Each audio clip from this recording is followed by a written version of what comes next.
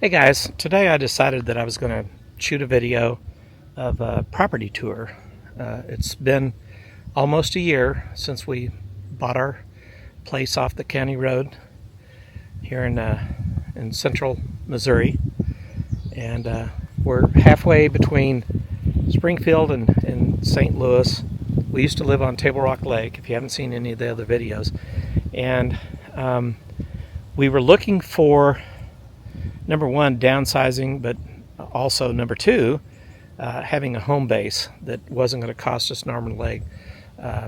We have one daughter that lives 3 or 4 hours away, and so we usually go up there to visit them. But we RV a lot, and we wanted to have a way to get out on the interstate and go traveling, but also have a home base to come home to. So we ended up buying this place about a year ago this month. It was 925 square feet, 1 bedroom, 1 bath, with a detached 2-car garage, oversized garage, and had an outbuilding and a pump house, well house, and that was it. So throughout this video, I'm going to kind of weave in some still shots of what things used to look like. But anyway, let's get started.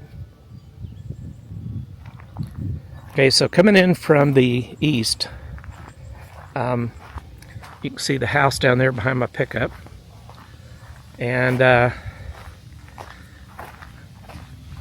so the house looked like that when we bought it.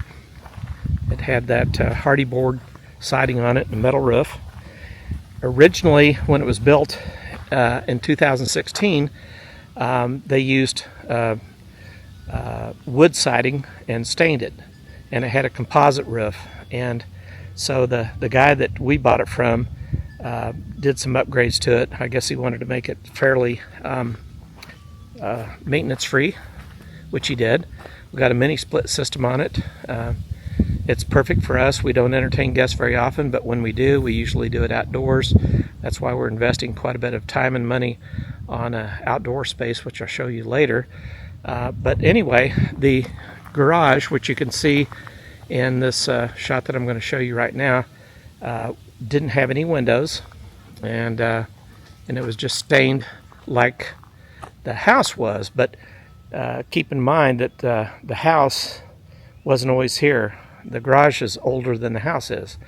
Found out from a neighbor last year that I guess 15, 20 years ago there used to be a mobile home here, and I don't know if it's a single wide or double wide, but it was an approximate location of where the house is now, but this garage has to be 15, 20 years old. When we bought the garage, it was not insulated, was not sheetrocked, didn't have any windows in it.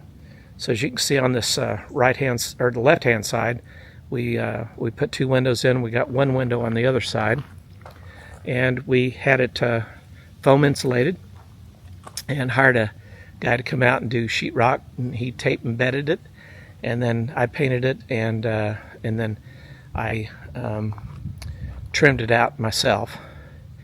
And then you can see over there, I'll get a little bit closer here, but you can see the steps. We recently had to replace those, and I shot a little short video on that, but yeah, they were starting to rot pretty bad. And anyway, so I got those replaced. It's, when you own a home, and I think most people can relate to this, that when you own a home, there's always something to do.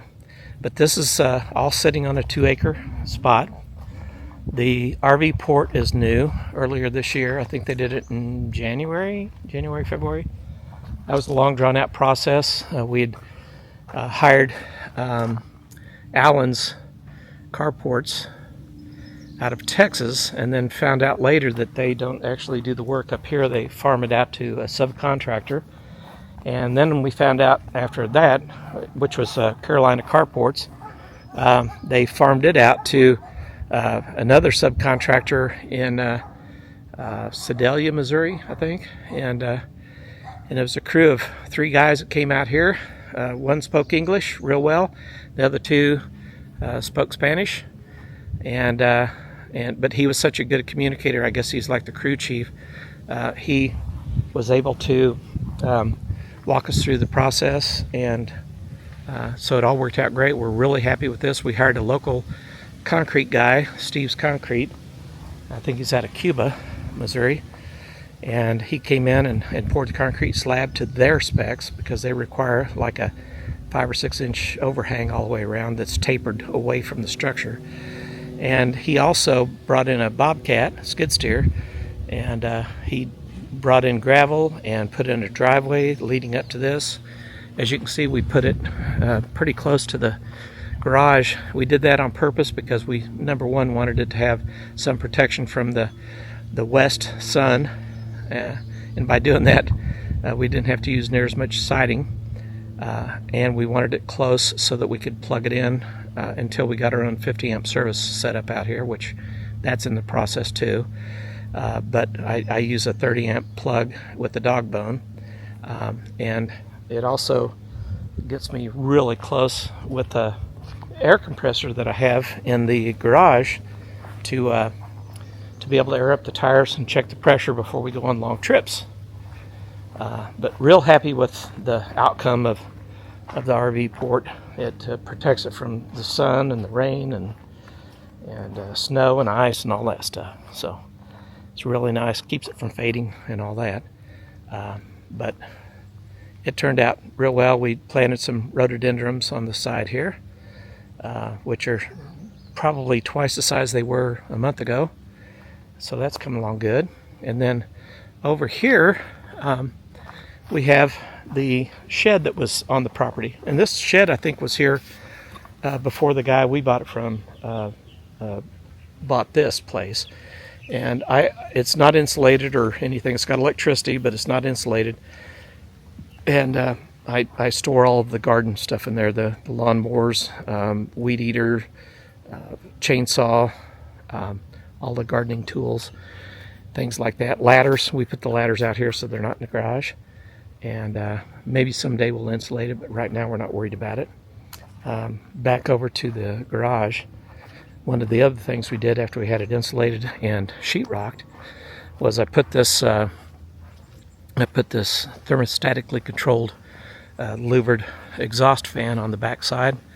So when it gets above a certain temperature, the fan comes on, those louvers open up, and it makes it really nice in there between the insulation, the sheetrock, and the windows, and that fan. It stays pretty darn comfortable in there, even in the heat of the summer. We did some landscaping over here, planted some evergreen stuff. You can see the one window we put in on this other side. We had a big tree over here in this dead spot. It was a dead tree, so we cut it down, and then we had another tree that was right at the corner of the RV port, and it was too close to the structure to leave it there for them to be able to come in and build it and all that. So we cut it down and dropped it over there where you can see all the brush and stuff we need to clean up. But we hired a stump grinder guy to come out and grind both of those. And then just yesterday we had my great nephew and his girlfriend, who are really great people and hard workers. They moved all the brush that was in this pot and over here all the way down to our burn pile in a matter of minutes, which would have taken me a long time. Another thing that's kind of interesting about buying a house and trying to figure out what people were thinking when they did certain things, not real sure, but this is kind of a mystery slab. In another video, I talked about the possibility of turning this into a greenhouse, but it's so out of level, it tapers off to the right here, and there's a I don't know if you can see it or not, but there's a survey plate that says Missouri Land Survey, survey marker, do not disturb. Now, when the next door neighbor was having his property surveyed, I had an opportunity to talk to the surveyor, and I had him come over and look at that, and He said, yeah, he says, it's definitely a survey marker, but he says, I don't know why it would be there on that slab. And there's no sign of any structure ever being built on this. The previous owner had done some landscaping around the septic tank in the backyard, and he put his leftover blocks over here, which we're going to use in various places. But I think we're going to try to build a greenhouse on here, even though neither one of us have a green thumb. We thought maybe we could grow tomatoes because we love tomatoes. You know, who doesn't? But anyway, and then behind the shed is the well house, and this is a Rubbermaid plastic shed, one of those sheds you can probably buy at Home Depot or Lowe's or something like that. And they put it on a concrete slab, and we had it insulated because it had no insulation whatsoever. So we had the same guy that insulated our garage blow in that closed cell foam in here, and it's just tight as can be. You could probably heat it with a candle if you could just keep the candle burning. We do have a well house, or not a well house, a milk house heater in there, and I have it set on its lowest setting so it doesn't come on until it gets down around 32 or lower, and it doesn't run very long at all. I've come out here in the teens, like 15, 16 degrees, and it was like 40 something degrees in there without the heater running. Not that the heater hasn't run during that time span, but anyway. And then over here is the wellhead, and at some point in time I'm planning on having the well company come out, and they said for about excuse me, about $1,300 they can take all that below the surface, because right now, like last winter, it froze up on me and I didn't know that there was a heat lamp in there. And like I'd mentioned in other videos, that you rarely get a chance to talk to the owner of the property that you're buying it from. We actually had a brief encounter with the owner at closing. It just so happened that he was still there talking to the realtor that we bought the house from. They were friends, and so we didn't get a chance to really talk to him about all the specifics and all that stuff. But evidently, if it gets down and way below freezing for a long extended period of time, that concrete, even though it's down in the ground, is not going to keep it from freezing. So we thawed that out, put a heat lamp on it, and never had any more problems the rest of the winter. So moving along, there's a tower here, an antenna tower. And evidently back in the day, before internet and streaming video and all that kind of stuff, they had to have their antenna way up there because we are down kind of in a lower laying area. There's a big hill between us and civilization, and so they had to put their antenna way up there, and then I guess run a coax all the way over to where the trailer was back in the day. And then over on the one side of the shed, I've got all my scrap stuff that we try to hide from the world, anybody that drives by. We're just keeping a lot of the scraps that we're using during the upgrades in case I need, a foot of this or 5 foot of that or whatever. Kind of gives us a place to keep it. All that stuff stacked outdoors is pressure treated, and we got it up off the ground. Moving back over here, our light pole, our light meter, is in the far, I guess it's east, the southeast corner of the property. And come to find out, the Power and Light Company sent a crew out and said that this tree right here was within 15 feet of that transformer, and that's not a thing that they can deal with. So they cut that down, and then after they cut it down, they kind of cut it into big chunks, like 4 or 5 foot long logs. And then I got my electric chainsaw out and cut it all up into manageable pieces and took it to a friend of ours in Ozark because they heat their entire house with wood. Okay, so I'm in the back southeast corner of the property. Come around here, and then straight ahead is this mystery pile of stuff. And this has been here since, who knows when. Again, never got to ask questions.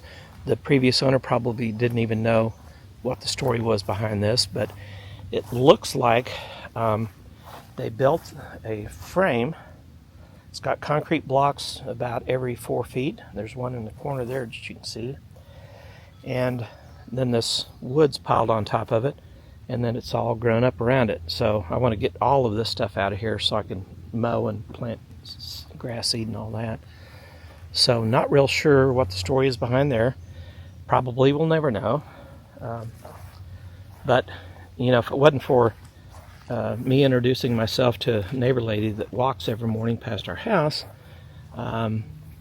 she's the one that told me a little bit of the history on all of this. She said that well, she'd been here for years, I guess, and she said that the people who lived in the mobile home were cat people. At least the woman was, I'm guessing. And every time they'd have a cat pass away, they would bury it in the northwest corner of the property. So she said, just a heads up, if you ever go over there and have to dig to do anything, and you find bones, they're cats. So now here's another thing. Shortly after we bought the place, this limb cracked out of this tree over here, and it went actually straight out because this limb on this tree here supported it for a while. And the guy that came out and did the whole stump grinding said, "Oh, hey, that looks like a widowmaker to me." And I go, "No, I'm not worried about it." Said I can get it down, even though I'm an old, out of shape guy that wheezes and has trouble getting around. But as it turns out, it broke that limb out there and let it fall all the way to the ground. So I trimmed it up, and then we planted honeysuckle at the base of it, and we're hoping that it'll take off and vine all the way up that limb, because it's in a V up there, and it's on the ground here, and I know eventually it'll rot, but at our age, we don't care. If it rots and falls completely apart, that's fine. We just thought that'd be cool to leave it there. And then moving west at the back side of the property, this whole section back in here where it's not mowed is our property, and it goes all the way to, I don't know if you can see through the daylight on the other side of all that, but it goes all the way down to the fence line on the other side. And probably not this year, but next year we'll go in and I will either rent some equipment, like something on a skid steer where I can go back in and brush hog it, something like that. But we'd like to reclaim all of that, leave all the mature trees and get rid of all the small stuff. That's going to make quite a bit of firewood for the fire pit. But hopefully we can get this whole corner cleaned out, and that'll give us a lot more usable land. This fence line here separates us from this pasture that's out back, and a guy came by to introduce himself one day and said that was he runs cattle on this. It's his I think girlfriend's stepmom's property, and he's allowed to run cattle on it. And so they run cattle on it, had cattle on it all the way up until about a month ago, and then I think they moved the cattle to another pasture so that they can let this grow up and bale it. They've got a barn up there by their house, and they will bale it into big round bales and then put it in there so that they can have food for the cattle, for the rest of the season. So I'm expecting to see the cattle back here probably in another 2 or 3 months, probably towards the end of the summer. So the guy we bought the house from was a deer hunter, and in the living room when we viewed the property, he had like 9 deer head mounted on a wall in the living room. He was a young guy, single guy. I think he was probably in his early 20s, 21, 22 years old when he bought the property and built this house, or had the house built.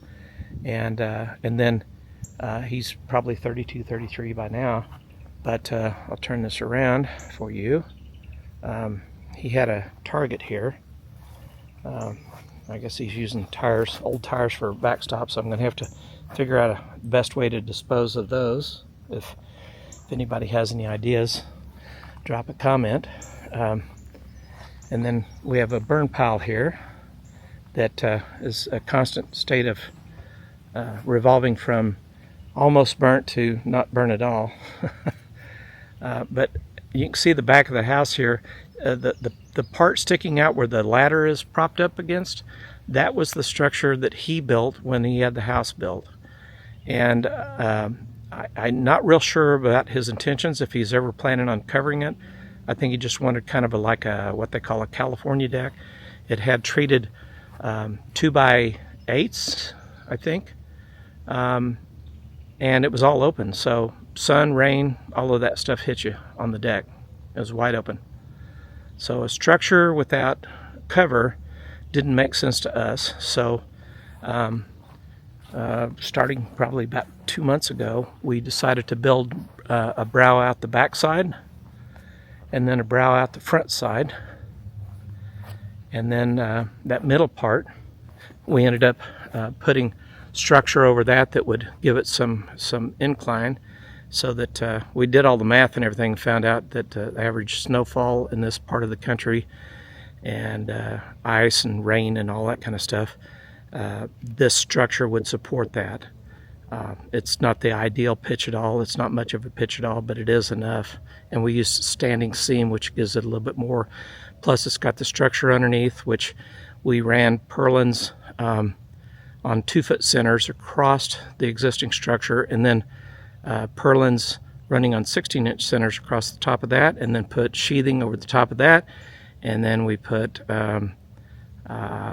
this peel and stick barrier over the top of that, and then we put the metal on yesterday. Got that all finished. We still have to put trim pieces on the Z-bar and all of that, but you can see up there there's a TV kind of in a centerpiece there.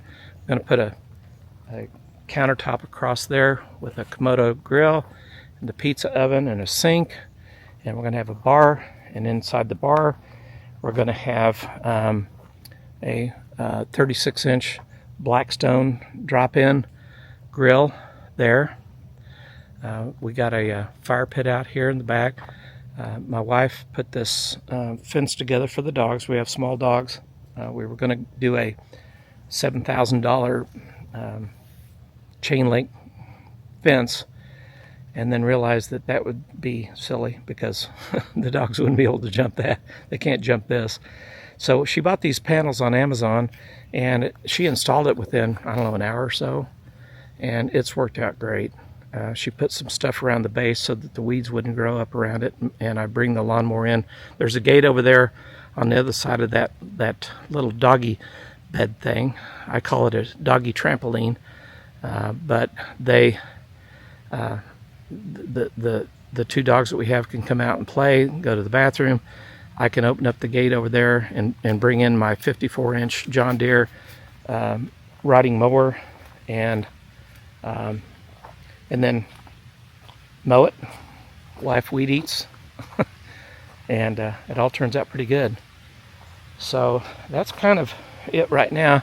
I'm hoping that I'll get better at doing these videos. I do this kind of stuff for my clients and do a way better job, but I never invest any time. It's kind of like the cobbler shoes, and it's starting to rain again. But anyway, I take you around to the front again. Here's the front of the house. It's been raining all day. It didn't rain at all yesterday when we were putting the metal on the roof, which is great. And but we're hoping that this outdoor area will give us so much more space for entertaining. We can have cookouts, and the two of us work from home, so we can go out there and we can sit with our laptops, watch TV if we want to. We can cook breakfast on the flat top and all that stuff. So anyway, and I've also decided that I'm going to do a video short showing how many times I push my glasses up. When you start shooting video of yourself, you start realizing all of the habits that you didn't notice before.